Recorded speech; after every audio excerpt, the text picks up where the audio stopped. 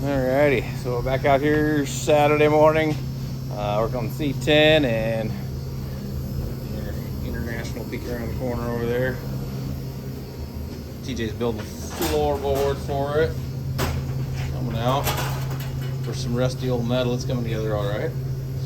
So he's fabbing on that. I'm just up under here, kind of buttoning up the fuel lines on the frame rail. Pretty boring stuff, so I'm not really recording a whole lot of it, but yeah, almost got the button up to the frame rail. I got a kind of a pinch point right here. Got to figure out how to attach it to the frame. I don't know if you can see it in there. I don't want to rub it on the corner of the frame right there, so I'll have to attach it somehow so it's not rubbing on that. And get that done.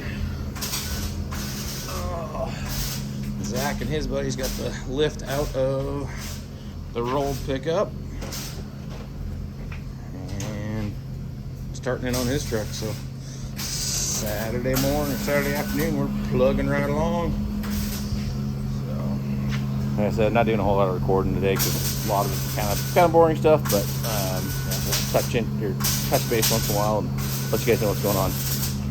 Alrighty, so we got the fuel system all buttoned up on this thing. Got the lines all run, fastened, hooked to the tank, hooked to the motor. Yeah, I put, I'll spin you around here. I took just some anti-chafe wrap, I guess you call it. Anywhere where potential rub points, I put that on there just to protect it. So, got all these fasteners. I mean, it doesn't move, so it's fastened pretty well all the way through. Getting some more of that anti-chafe stuff there. That way, just if it's even close to anything, I just wanted that extra protection on it. As soon as my buddy gets done with the harness, we will get that run, and I'm just trying to get pretty much everything. I got so much to do to this thing still before I even need a harness, but I want to get as much done as I can. That way when he gets me a harness, I can just put it in and hopefully fire this thing up. So anyways, we're just plugging away at her, and Tyler's trying to burn the shop down on his International over here. Welding on the firewall. So yeah, Zach's still plugging away. I'm pulling the lift off this thing, or the stock suspension off this thing so we can lift it. So we will touch back here in a bit. Well, Zach's got the front end out. Made a ginormous mess of the shop, but it's out. That one's out. That one's out. That one needs to go back in. Make that go up. And we gotta do the rear end. We don't want no Carolina squat going on. Right, Zach? Yeah. All right. I think TJ and I are going to jump on it, help him tag team it, and get this thing lifted and out of the shop.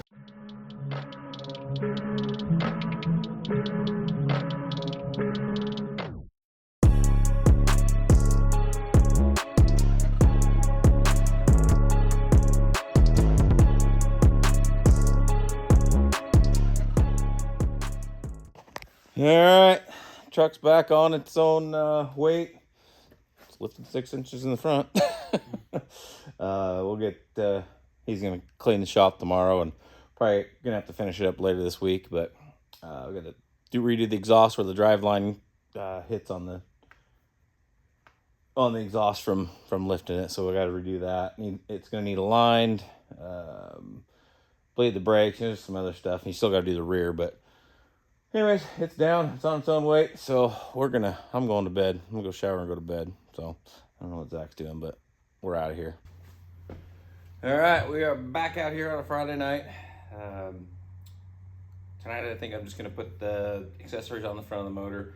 Maybe the exhaust manifolds. I might throw those on Sunday. I'm not sure yet, but tomorrow I'm going Jeeping. So tonight I'm just kind of got C-10 in here and just kind of plink around with it and get a few little things done. Yeah, so we'll just start putting this together and see where we get tonight.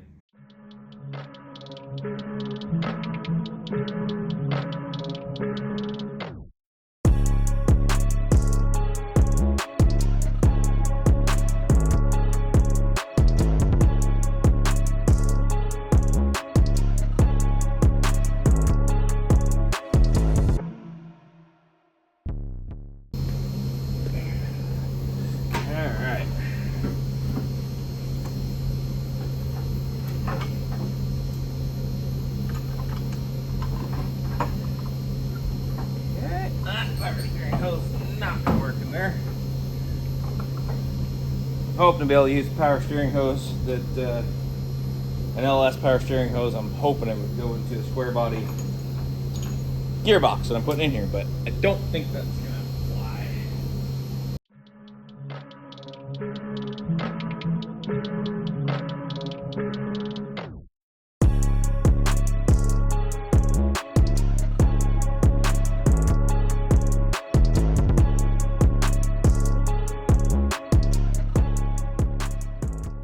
Accessories are on.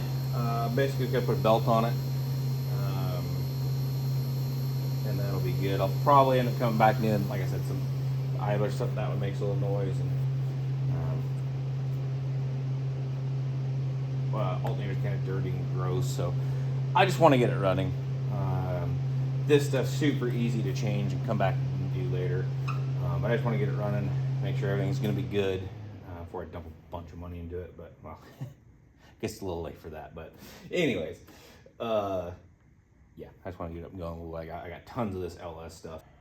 Got to figure out my power steering lines. I got to get a gearbox for this. Let's see, I believe it was 67 to 87 or something like that. Physically will bolt onto this truck. They had different, I think in the late 70s, they went to an O-ring design for the power steering hose, and the older style was a flare. I'm gonna try and get the newer style with the O-ring, and I'm hoping I can make, like I said, a factory LS power steering hose work with that gearbox in this truck.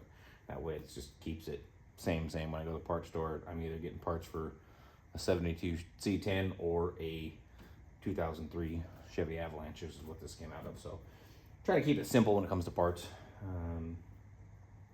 Yeah, I think that's probably gonna be about a wrap for tonight. All right, got the dash in there, all bolted and mounted in. Anyways, got the wire still hanging down there, but got the dash in it. I'm gonna move on. It's mounted, like I said. I'm gonna move on to the radiator now. Got this cold case radiator, and it's actually an LS swap radiator for these trucks. So see how this works. I already got the old one pulled out, obviously.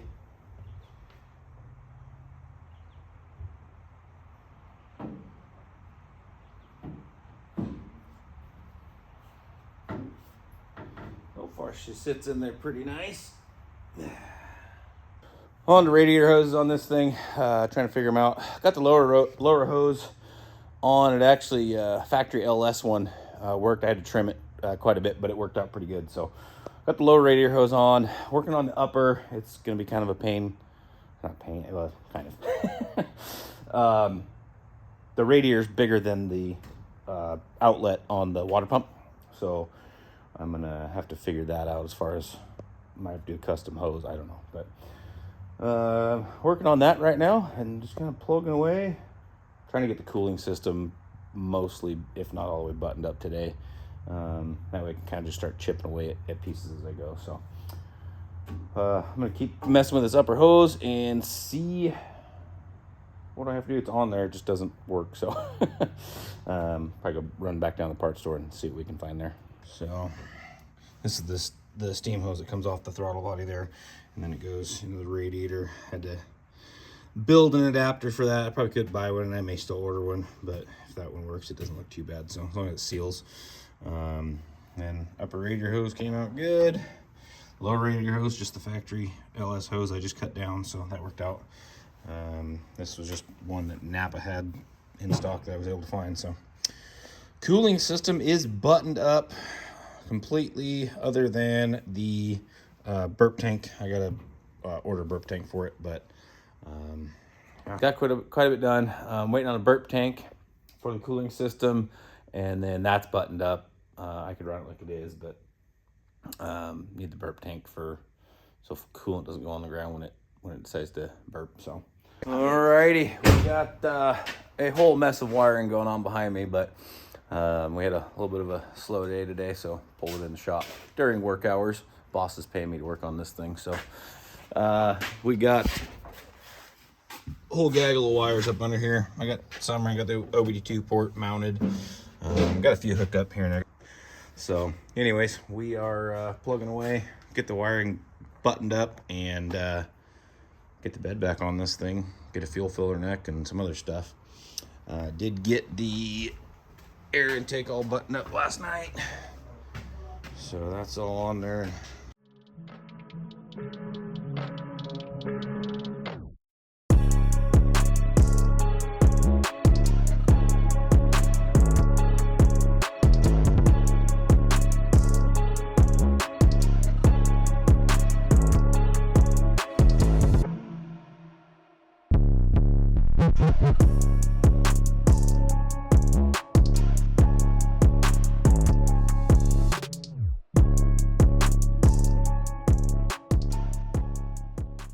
Good morning. We are back here on the C-10 Saturday morning.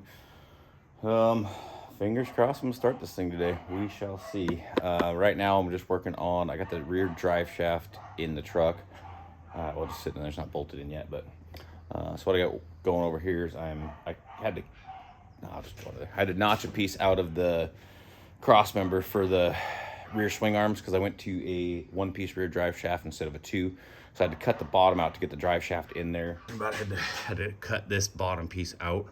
So the piece I cut out, I'm just putting some tabs and I can drill some holes and bolt it on each side. That way, when I go to pull the drive shaft in the future, I can unbolt it easily. So huge shout out to the guys at Full Torque Drive Shaft in Hayden. They hooked me up with the drive shaft. Not sponsored by any means, but just a local shop here in Hayden I like to work with. They really know their stuff. So did a great job on it. And if you guys need drive shaft work, they do internet sales too. So look them up, Full Torque Drive Shaft.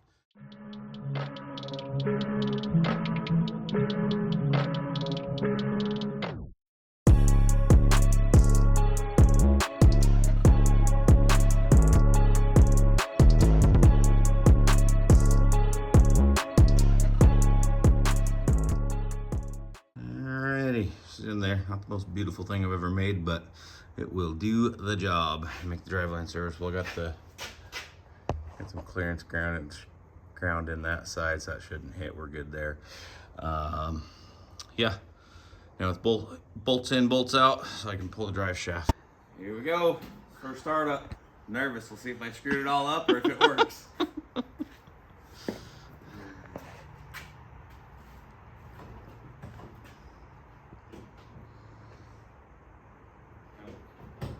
Battery helps me hook it up, so we're off to a fantastic start. We've got dash and fuel pump.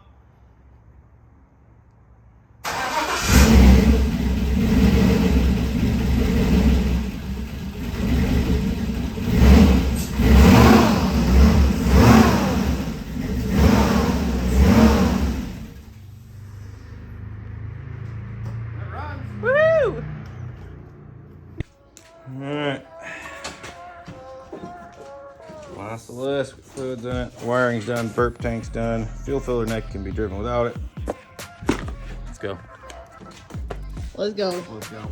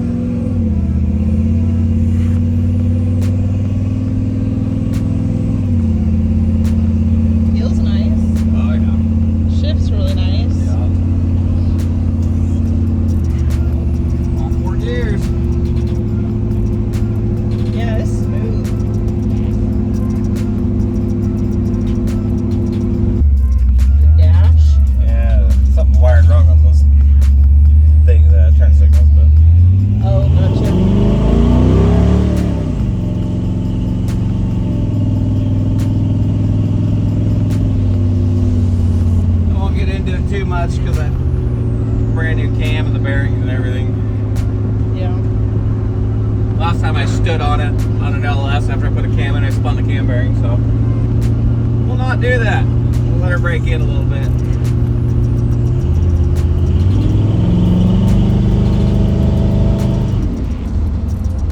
Alrighty, we got a lot of stuff done on that on the C-10. So obviously saw us drive it and it goes down the road good.